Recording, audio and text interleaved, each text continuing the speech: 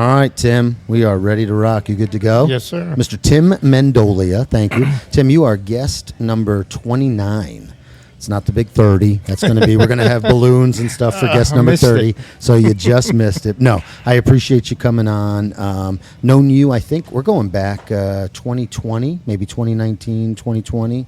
I just had Ryan Stewart in this seat, owner of Park County Brewing Company. Yes, sir. And it's funny, him and I were reminiscing about when, and it really ties in with you, when I first kind of started meeting you and talking with you, is when I was transferring ownership over to Ryan. Correct. And I don't know if you remember this, you're probably a busy man, but when I came in to sign those papers, it was like a day after they announced NFL's canceled, baseball's canceled. It was COVID.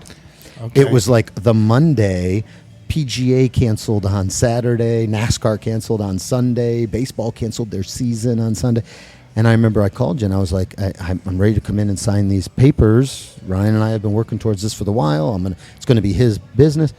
What do I wear anything or what do I? And you're like, I don't know. Right. Exactly. So I went to the Ace Hardware there in Willow Park and I bought some sand masks. And I remember wearing a sand mask and you were like, I'll leave it on the desk. So I went into the room and signed off and then you came back in. And yeah, it was, you might not remember it. It was very weird. It was like right when everything was hitting, and that was like our last. Yeah, it was, that whole time was just. How did you operate a law office then? You know, we stayed open. Okay. Probably the first couple of weeks, everybody was at home, and you know, we can do a lot on our computers, and so we did a lot. But I mean, within probably 2 weeks to a month, we were back in the office. Oh, really?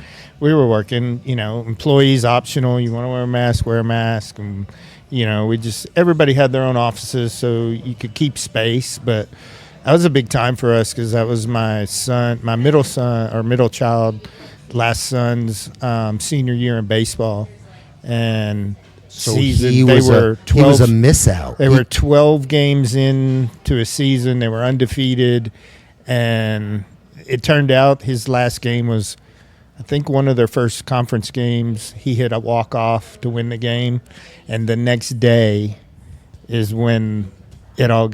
But at that time, it was, you know, well, maybe a couple of weeks, maybe a month, you know, maybe, you know, and it just kept getting postponed, and ended up he lost his entire senior season. So he was a COVID senior. Yeah. Yeah. But then he went on. I mean, it's not a sad story. He went on to, was it D1? I mean, he went to Central Arkansas is a mid-major D1. Mm-hmm.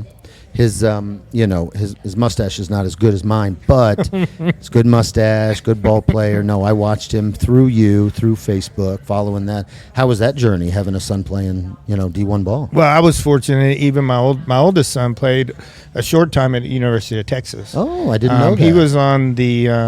How's his mustache? He doesn't sport the mustache. Okay. But he was on the 2014 Alito State Championship team. And then he was a senior in 15. They went to the state finals. They lost in the semifinal games. And then he played a short time at Texas. When they had the coaching change, he got cut with the new Augie Garrido retired. Okay. And Pierce came in, and Pierce ended up cutting him. But Skip Johnson wanted him to go with him. He was the pitching coach. He's a pitcher. He wanted him to go to Oklahoma with him, but he wasn't leaving the University of Texas Business School, and that's a very good decision. Yes, smart. So he stayed there. So we had him starting it. But, you know, baseball has been our life for past 20 years. I coached, you know, them all the way up. We started travel ball. I started our own travel ball organization and built a field in our backyard. I mean, we were into it, you know. Okay, so that brings me up. I was kind of talking to you off camera. This is, unbeknownst to me, this has like become one of the major TikTok trends like right now. Like it's a big deal. I think it was Fox and Friends this morning I was watching, is that there is this like, folks on the internet are like, what's going on with all these travel? The rings that they get are enormous, and the baseball bats are $600 each, and the money. And they were just like, man, what the money that's going into these is huge. I got to be honest, Tim, I don't have an opinion one way or the other. I'm a physical education guy. That's my degree. I love sports. So when I'm listening to it, I was like, heck, about time we spent, I think it's great. But I don't know. What's your take on it? You played sports, I imagine, 70s, 80s. You coached sports a decade and a half ago, 15 years ago. Now you're back into it. Have you seen kind of this? Is it an uptick in the intensity or the parents or the money or is it just it's always kind of been like this?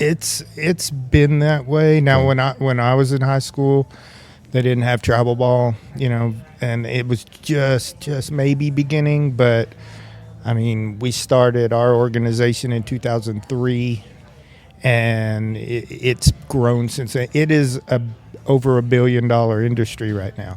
I mean, they're building all over the state, all over the country, complexes where they have, 16 turf fields.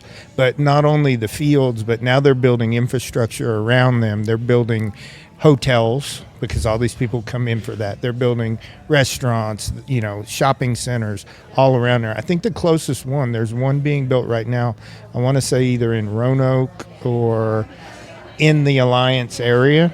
And it's partnered with the city. Actually, a good friend of mine, Blake Bevan, he played for the Mariners, but he actually grew up, I believe, in Irving. He's here, and he's part of the Dallas Tigers, which is an organization. But he's involved in that culture. Well, that facility, that project that they're building, and it's going to be. I want to say it's a. $200-400 million project. So we're not saying good or bad. I love it. I think if people want to do this, I'm remembering now as I'm talking to you, it started from a TikTok of a child. He's like 11 or 12 who was getting Tommy John surgery. And that's what started the craze. Everybody online has an opinion, Tim. Right? Everybody has an opinion. So let's wrap this up. Give me you did the travel ball. Give me the good and the bad. What's the best part about it? What's the part like you were king of the world? You changed. I loved the competition, the traveling. To me, it was what our family did. It was our life. It was our life for years, and we'd pack up and go on these trips, and so I wouldn't change that for the world. Love it. I spent, and the funny story. Here's a side story for you. My daughter, she was her first tournament. She was 2 weeks old. Mom was breastfeeding her in the car and then coming back in the park. And she grew up going to tournament after tournament after tournament. There's a big deal if you want to get online and look for travel ball siblings because they just go wherever well, I guess my son was like 13 or 14, the last one, AJ, and one of the moms had a camera. Very nice camera. So she was like, "Can I see that camera?" She started taking pictures. Well, now that's what she's doing. That's what she's doing. That's what she's studying in school, and that's what she wants to be a sports photographer. And the funniest thing is, Kobe played at the University of Texas. AJ played at Central Arkansas. The one that got me to Omaha and was actually on the field at the College World Series was your daughter. Was my daughter nice. Taking pictures for the University of Arkansas. Wow. So I was giving my sons a lot of trouble. I'm like, it took her to get me to Omaha. Gotcha. So it's kind of a family deal. But so I wouldn't change any of that for the world. No, it sounds great. I think that the cost of it is really, I think it prices a lot of people out. Now, I ran my own organization, so basically it was just whatever the costs are is what I pass through to the parents. Well, that's excuse me. So that's a big part. Is as long as there's no like folks skimming off the top. Right. If it's an expensive endeavor, it's an expensive endeavor, and I don't know why like all of a sudden some of the travel soccer, travel baseball are on the radar. Cheerleading and dance and others, they've been doing this for 30, 40 years. Gymnastics, they've been doing this since the 70s. I mean, your kid was never going to be anything in gymnastics in the 1970s unless you dropped major coin and traveled to Salt Lake City. And that was always a thing. So I guess it's just baseball's kind of caught up and everyone remembers what's the analogy or the visualization? coach comes in with like an old Vietnam War duffel bag, and he drops the duffel bag, and it's got some old bats in it. Some of the Right. bats got dents in them. There's some balls in a tub, and you played with hand-me-downs. I guess there's an uproar that we're still not doing that, but it's like, I don't know. We don't do that with anything. Our cars are better. Our homes are better. Right. Our yards are better. Our pools are better. Our baseball leagues are better. I don't know. Yeah, so it's talking about the cost of it. There's bats. Now youth bats, top of the line, $500-$600. Do you remember the ceramic bat? Oh, I don't know. I think we're about the same age. This is like late 80s, I think, maybe early 90s, but there was a ceramic bat that was supposed to be like a wood. It had the feel of a wood. Mm-hmm. And I had this buddy on my Little League team who got one, wicked expensive, probably a couple $100. But it stung everyone's hands whenever they hit it, no matter the temperature or nothing. And everyone's like, Ian, get this bat away. This is the worst bat ever. And that was the ceramic bat. You remember those? I do, and then there was the Easton had some. That, Yeah. Now they've toned the they call it BB core, but it's a rating for a bat. So they've toned it down to where the ball just doesn't come off. Some of those aluminum bats, the green Easton, the black Easton, back in the day, that ball came off like a spring. It Pitcher was, beware. Yeah, it was extremely dangerous. Mm-hmm. All right. Well, this was great baseball talk. I do want to get in. That's not why you're here. It was something that came up this morning on the news. I wanted to get your take. We've exhausted that. So tell us a little bit more about yourself. So Tim, you and your wife, not native, born out of state, but really you've been here your entire 99% of your life Yep. has been here in Weatherford and Weatherford High School even. Yes, sir. Okay. Well, I actually started kindergarten here in Weatherford. School still here? Crockett Elementary. Crockett Elementary. Crockett Elementary. All right. Yeah. Middle school, what do we have back then? Do we Just have one. The Weatherford Middle School. the Weatherford Middle School? And then what is now the 9th grade center? That was your high school. That was high school. All right, good. Where was prom?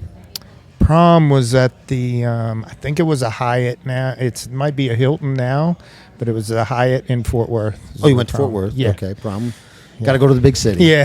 Got to go to the big city for prom. All right. And then what did we played a little ball anywhere, or we? I graduated at Weatherford and went to the Air Force Academy. Oh, very cool. Yeah. And I was there. I played, but it was a very short stint. I realized. So you went to the Air Force Academy in Colorado Springs. Mm-hmm.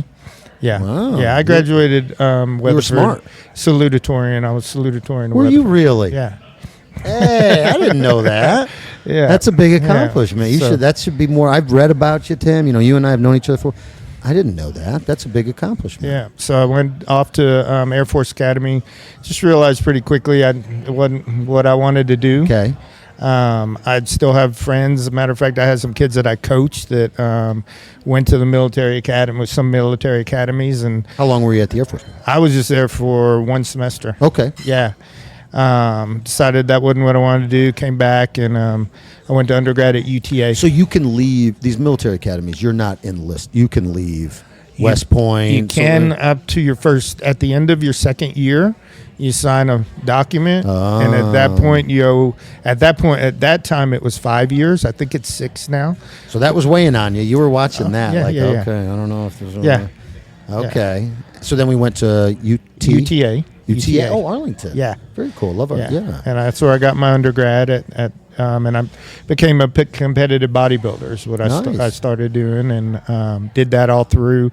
Actually took a gap year, and that gap year I was a personal trainer and went to some national competitions. What's some of the bigger changes? So, I teach at the college. I'm a dean now, math and science. So it's all the kinesiology, the health, the wellness. I'm really good. I know everything that's in that textbook. But some of the real world stuff of what's hitting now versus what was hitting then. What's some of the big changes that you've seen in some of the nutrition or fitness style? I mean, you're talking probably mid 90s, late 90s, early 90s. early when I was 90s, and competing. now it's 2025. We're not eating egg yolks anymore all the time. What's some of the? Well, I think you're learning now that a lot of the stuff that they told you you're not supposed to eat are actually good for you. I tried carnivore for about 6 months.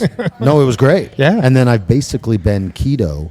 Forgive the beer, but I've basically been a beer keto for about 4 years now. Right. And It's doing me well. I could be a little thinner, but I could also be way bigger. Right. My blood's good, blood pressure's good, triglycerides, blood fat. I mean, I don't eat a lot of non-protein, non-meat, cheese, dairy. I mean, I'm pretty strict to the keto. There's some occasional cheating, but no. And yeah, that was a no-go. I mean, it was no fat, right? In the 90s, it was no fat, and now it's just sugar's the enemy. I mean, it's all just a war on sugar. And the processed foods. Yes. The processed foods. I mean, we try to eat now. My wife's had some issues with autoimmune, and so Does she do keto and carnivore? Because that's supposed to be like a cure. We're doing just trying to eat clean foods. Clean's right? good. Clean's good. You know, we buy a half a cow at a time. Do you? I love that. You know, and put it in the freezer, and we eat and it's grass fed, and you know, the farm fresh eggs, and just trying to all organic as much as we can. I mean, we just got back from Mexico on a little vacation. You know, you got you have a little fun there. You got to eat what you eat. You know, but single ingredient was always a big phrase in our house. We tried to just as much as we can. What is in this sandwich? Okay, well, it's single ingredient. It's the lettuce is one ingredient. The tomato is one ingredient. Where'd you get the meat? Well, the meat was from a slice of steak. It's cold steak sandwich. Okay, that's a single ingredient. It's the cheese. Is it Kraft Singles? No. It's sliced cheddar. There's still 3 ingredients. So it's the single ingredient. I mean, that's where I don't think most of my students don't even realize that every ingredient on their sandwiches is the processed ham, the processed cheese slices, the sauce on it, the bread. A ham and cheese sandwich now, if you don't watch yourself, is 215 different ingredients combined, and that's not clean. Well, and my wife's the one that really started pushing that, trying to figure out how she could deal with her autoimmune. And she's like, "Are you reading the label? Did you look at the label?" So now I just kind of defer to her on all of that. I call it be a label freak. Yeah. It's a little aggressive, but be a label freak. Like, don't buy or eat anything unless you've at least looked at it. And like your Mexico analogy, do you have to be perfect? No. You can cheat a little, but let me look. And you might make a less destructive decision by that. It's funny you bring up your wife, Kimberly. Yes. Yes. She was, there's a moment that I have that I'll never forget. We were I was running for the State Board of Education, 2022 maybe. 2023, 2022, and we were all at a meet and greet somewhere, and there was tables all set up around the outside, and you had stepped away, and then you come back, and I was a little late to the party, and all the tables were taken, and Kimberly was like, "Hey, Josh, how you doing? Well, you want half of our table?"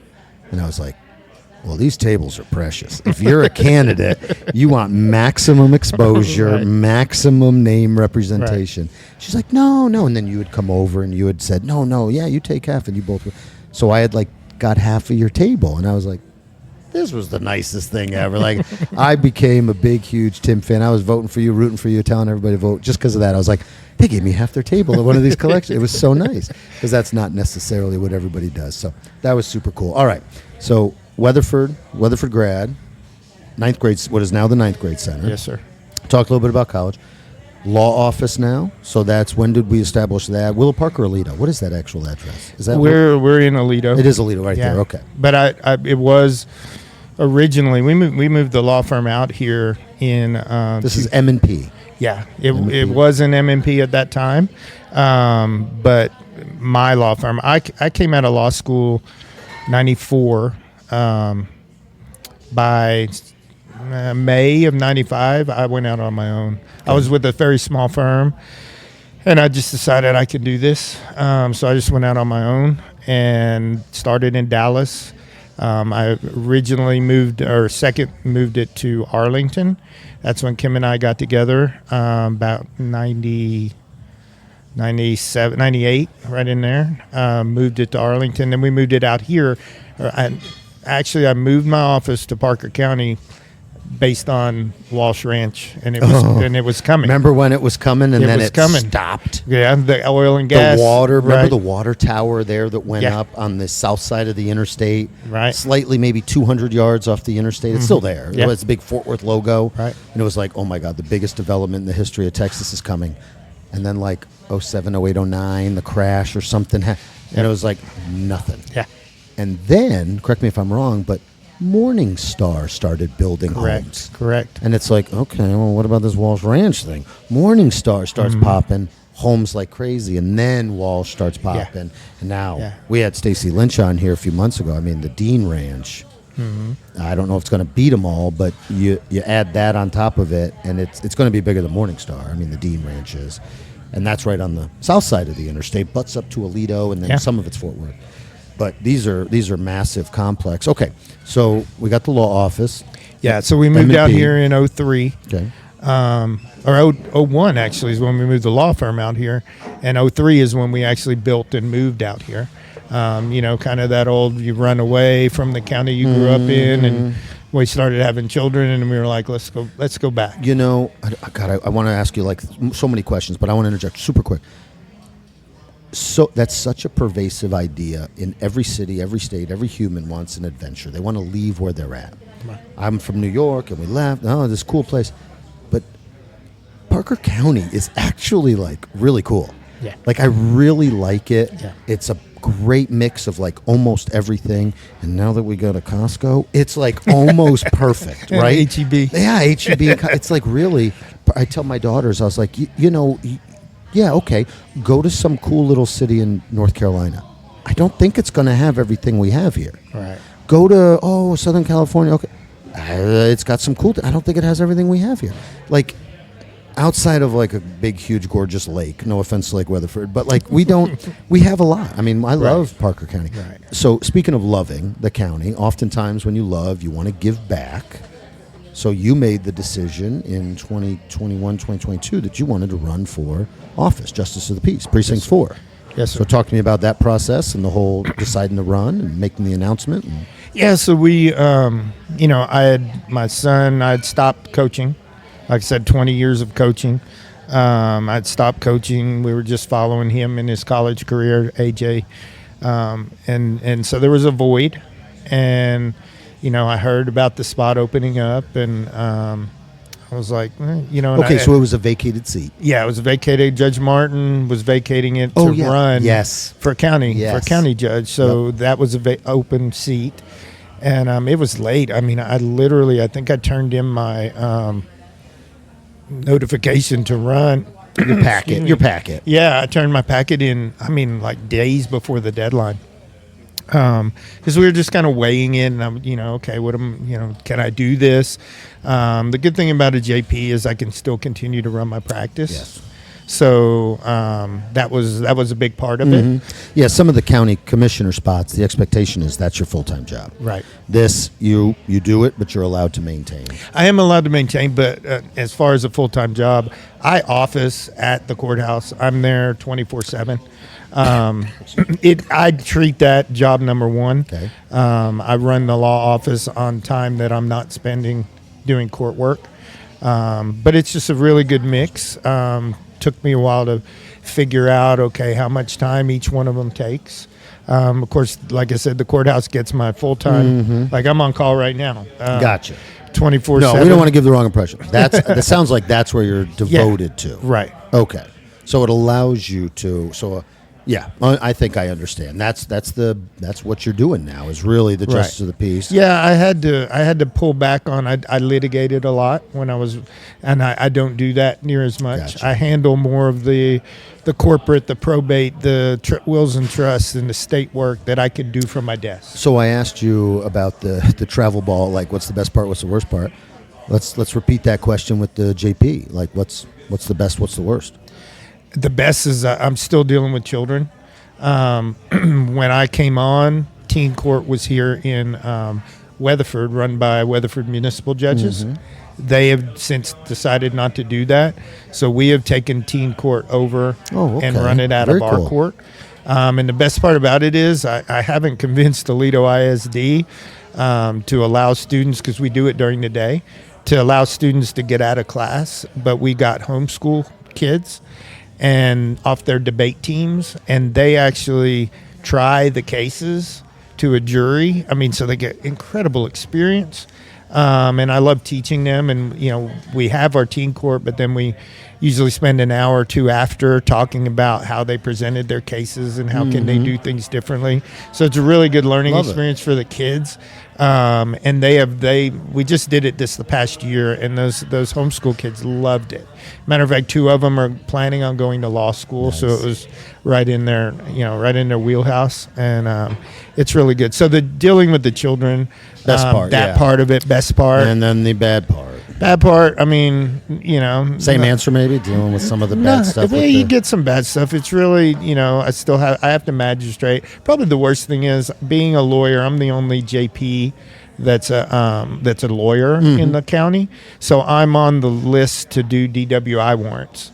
So every like this month, I'm on call 24/7.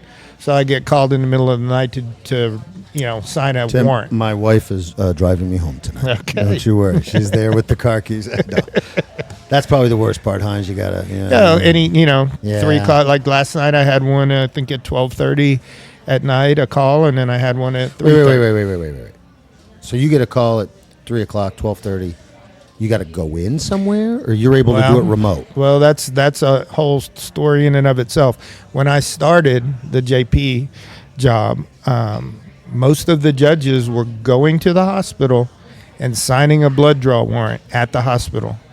And I got with the district attorney, and I was like, Jeff Swain, and I was like, Jeff, Jeff's a good guy, yep. Do you understand? You know that we can do this via email and Maybe you couldn't 10 years ago, but it's 2025. and the law allows it. And so I helped with Jeff, and we got together, and so now we use DocuSign. And DocuSign's great. yeah, Super and official. so they send me a affidavit, a search warrant affidavit. I review it, and then I DocuSign a order back to them, a warrant order back to them. The best thing, number one, I mean, it's kind of selfish in that we don't have to leave the house to go to the hospital. No, it's not so. I mean, you want to put your best foot forward, and to be honest, I would have more, if I were in your shoes, I would have more motivation and be happier and have better morale if I could get up and do it remotely from my den. I would actually get up, I'd wipe my eyes off, I'd feel good, I'd give it my best attention because I know I get to go back to bed. Right. And that's fine. I think that's a normal part of life. But the best part about it is, if you think about it, what are we trying to do? We're trying to draw blood. Well, I live 35 minutes away from the nearest hospital. Biology-wise, the blood is assimilating, right? So if the this sooner person's on the cusp, and maybe there was an they accident, could be a maybe .09. By the time they get blood, they're a .07. They're not So- intoxicated. We're down to about our last 60 seconds here. Are we one and done on this race for JP, or is this something you want to continue to do? No, I'm gonna definitely run again. Nice. I really enjoy it. I hope that my constituents are happy with what we've done. I've heard great things. We've got a new court building. It's beautiful. I'd love for anybody to come up and see me. I tell people all the time, you can come see me, and they're like, Where is this at? This is we're on Old Weatherford Weatherford Road, off yep. of 3325. Okay. Yeah. All right. Last 30 seconds. Floor is yours. We drop this on YouTube, Spotify, Facebook. It'll live on forever. What any messages to the family, to the kiddos, to the soon-to-be maybe grandkids someday? What's the message from life from Tim Mendolia? I mean, my biggest thing is faith first, family second, and then the rest of it takes care of itself. I've got a beautiful wife, and blessed me for 20 going on 26 years here in September, being married. We've been together for about 28. And, faith first, family second, and the rest is Love it. Takes care of itself. Love it. Hey, Tim. Thanks for coming on, buddy. Yes, sir. Thank you.